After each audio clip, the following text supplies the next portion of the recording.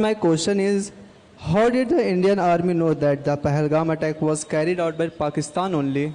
This is, of course, a number of factors which were there, and most of them are now there in the open media. Right in the beginning, if I recall, there was an organization known as TRF, which claimed responsibility for these particular attacks.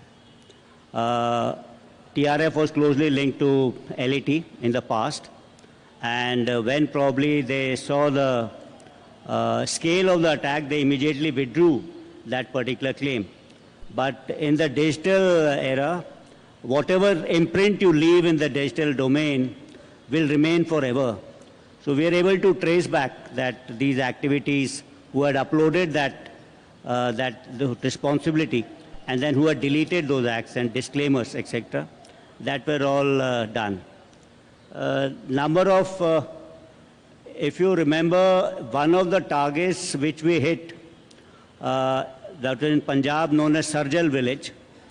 Sarjal village is nothing. There is just an old PHC of theirs, a public health center, which is just a small barrack and a small MI room. From that particular place, 4 or 5 terrorist groups had infiltrated earlier. And since we had technical intelligence from the equipment which was recovered from them, that the start point of the release was that particular place. It had no other significance. We hit it to convey a message that we know from where you start when you launch your your terrorist, and that's why we hit such kind of targets.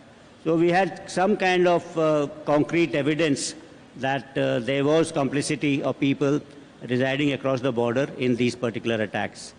The language which the people used was not the language which Kashmiris use.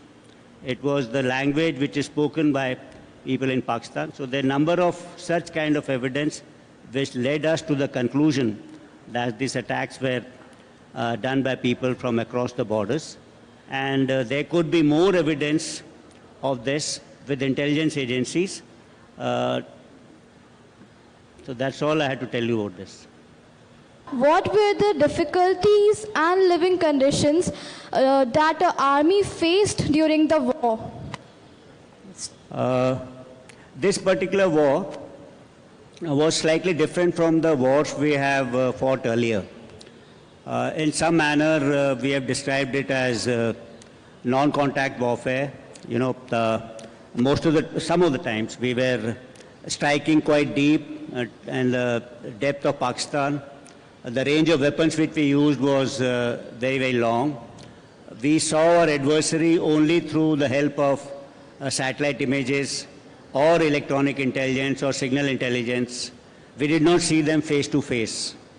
So this war was slightly different. It was also multi-domain. This was being fought in land, air, sea, electromagnetic, space, cyber, all these domains.